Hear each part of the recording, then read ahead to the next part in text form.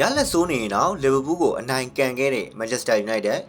အားလုံးပဲမင်္ဂလာပါ MN Football News ကနေကြိုဆိုလိုက်ရပါတယ်။တနင်္ဂနွေနေ့ညရဲ့အကောင်းဆုံးပွဲစဉ်တစ်ပွဲဖြစ်တဲ့လီဗာပူးအသင်းနဲ့ Manchester United အသင်းတို့ရဲ့ပွဲစဉ်ကတော့မကွိုင်းယားရဲ့နောက်ကျသွင်းကိုနဲ့အတူ Manchester United အသင်းက2-9နဲ့အနိုင်ရသွားခဲ့ပါတယ်။ Manchester United အသင်းကဒီရာသီ Premier League မှာလည်းရလက်ဆိုးဝါးနေခဲ့ပြီးလီဗာပူးအသင်းနဲ့ပွဲစဉ်မတိုင်ခင်အထိ9ပွဲကစားရမှာ3ပွဲအထိရှုံးနေခဲ့ပေမဲ့လီဗာပူးအသင်းကိုတော့အဝေးကွင်းမှာအနိုင်ရရှိအောင်ကစားပြသွားခဲ့ပါတယ်။ Manchester United အသင်းအတွက်ဦးဆောင်ကိုပွဲအစ2မိနစ်မှာတင်အမ်ဘူမိုကသွင်းယူပေးခဲ့တာဖြစ်ပြီးတော့ပွဲချိန်88မိနစ်မှာဂပ်ပိုကလီဗာပူးအသင်းအတွက်ခြေပါကိုသွင်းယူခဲ့ပေမဲ့မကွိုင်းယားရဲ့ပွဲချိန်84မိနစ်မှာသွင်းယူခဲ့တဲ့ဂိုးကြောင့် Manchester United အသင်းကအနိုင်ရခဲ့တာဖြစ်ပါတယ်။ Manchester United အသင်းဟာအခုပွဲစဉ်မှာအနိုင်ရခဲ့တာကြောင့် Premier League မှာ2ပွဲဆက်တိုက်နိုင်ခဲ့ပြီဖြစ်သလိုအမှတ်ပေးစရာရဲ့အဆင့်9နေရာကိုလည်းတက်လှမ်းနိုင်ခဲ့ပါတယ်။ရှုံးနေခဲ့တဲ့လီဗာပူးအသင်းကတော့နောက်ဆုံးကစားခဲ့တဲ့ပြိုင်ပွဲတုံ4ပွဲဆက်တိုက်ရှုံးနေခဲ့တဲ့အထိရလက်ပိုင်းစိုးရွားနေခဲ့ပြီးအမှတ်ပေးစရာထိပ်က